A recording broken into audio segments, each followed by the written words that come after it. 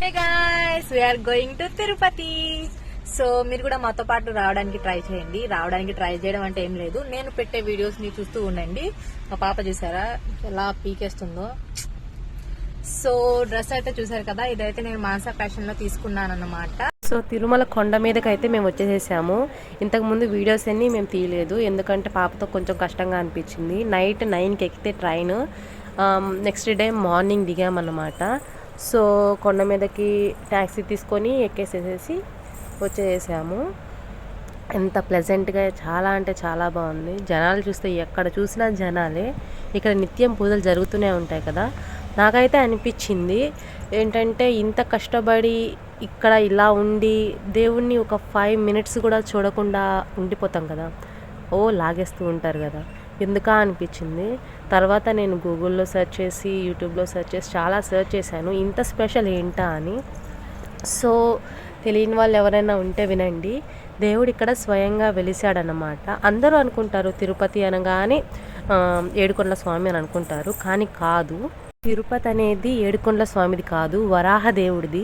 ఎవరికన్నా తెలియకపోతే చెప్తున్నాను. మనం ఫస్ట్ ఆఫ్ ఆల్ తిరుపతి వెళ్ళగానే దర్శనానికి వెళ్ళిపోకూడదు. ముందుగా వరాహ దేవుడి దగ్గరికి వెళ్ళిన తర్వాతే శ్రీవారి దగ్గరికి వెళ్ళాలి. ఎందుకంటే ఆ శ్రీవారు అప్పట్లో చెప్పారన్నమాట, ఏంటంటే మీ దగ్గరికి వచ్చి నా దగ్గరికి వస్తేనే నేను ఆ దర్శనాన్ని స్వీకరిస్తాను, లేదంటే స్వీకరించను అని చెప్పి అన్నారన్నమాట. సో ఇప్పుడైతే శ్రావణ మాసం కదా, చాలా రష్గా ఉంటుంది. కానీ ఇప్పుడు వెళ్ళే వాళ్ళు ఎవరైతే ఉన్నారో వాళ్ళు మాత్రం కొంచెం జాగ్రత్త, పిల్లలు ఉన్న వాళ్ళు మరీ జాగ్రత్త. అండ్ వెళ్ళిన తర్వాత వరాహదేవుని చూసిన తర్వాత శ్రీవారిని దర్శించుకోవడం మాత్రం మర్చిపోవద్దు, ఓకేనా. అండ్ నెక్స్ట్ అయితే అన్నదానానికని వెళ్తున్నాం అన్నమాట. సో అన్నదానం అయిపోయిన తర్వాత రూమ్స్కి వెళ్ళి ఫ్రెష్ అయ్యి ఇక నేరుగా దర్శనానికి అయితే వెళ్తాము. ఇక్కడ చూడండి అసలు జనం అయితే మామూలుగా లేరు. లైన్లో నుంచొని మా హస్బెండ్ ఎక్కువసేపు మా పాపని ఎత్తుకోవడం, తర్వాత నేను ఎత్తుకోవడం.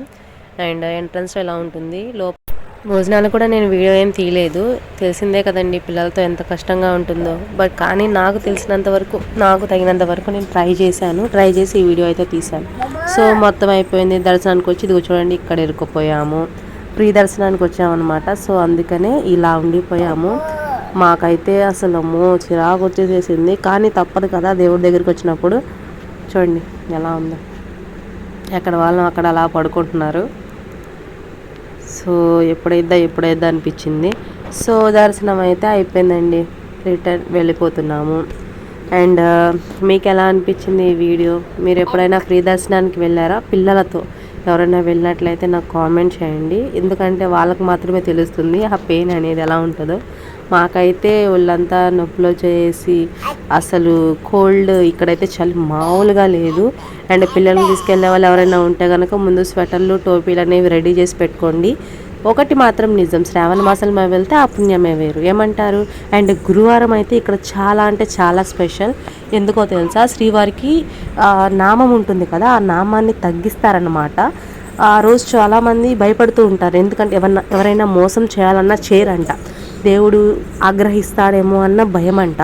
సో ఏంటంటే గురువారం రోజు మాత్రం చాలా స్పెషల్గా ఉంటుంది. ఆ రోజు దేవుని కూడా ఎక్కువగా మనం చూడలేకపోతామంట.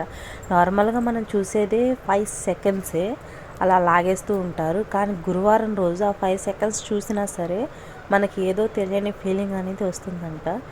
అండ్ ఈ నామాన్ని కూడా పూజారి గారు కర్పూరం ఉంటుంది కదా, ఆ కర్పూరంతో ఈ నామాన్ని పెడతారు. వితౌట్ నామం అయితే అస్సలు ఉంచారండి. ఓన్లీ గురువారం మాత్రమే ఏది అలంకరించకుండా చిన్న నామం, అంటే ఎక్కువగా ఉంటుంది కదా, కళ్ళు అస్సలు కనబడవు, అలా కళ్ళు కనబడేలాగా కొంచెమే నామం పెడతారు. సో గురువారం అంత స్పెషల్ అన్నమాట. అండ్ ఆ రోజు దర్శనం చేసుకున్న వాళ్ళు కూడా రియల్గా బెటర్ అని అనుకోవాలి. సో మొత్తం అయితే మా జర్నీ ఇలా ఫినిష్ అయింది. మేము ఫ్రీ దర్శనానికి వెళ్ళాము. ఈ దర్శనం అవడానికి ఆల్మోస్ట్ మాకు 1 డే అయితే పట్టింది. సో ఎలా అయితే ఏముంది, దేవుణ్ణి అయితే దర్శించుకున్నాము. ఇక్కడ రోడ్లు అయితే చూడండి ఎలా ఉందో. సో చిన్న సజెషను, ఏమన్నా తిని కానీ ఏమన్నా తాగి కానీ ఎక్కకండి, పైనుంచి కిందకి కానీ కింద నుంచి పైకి కానీ, ఎందుకంటే కడుపులో తిప్పేసిద్ది అనమాట. సో జాగ్రత్త. ఒక లెమన్ కానీ ఇంకా సంథింగ్ ఉంటాయి కదా, ఏదైనా పక్కన పెట్టుకోండి, బస్ పరని వాళ్ళకన్నమాట. So thank you for watching.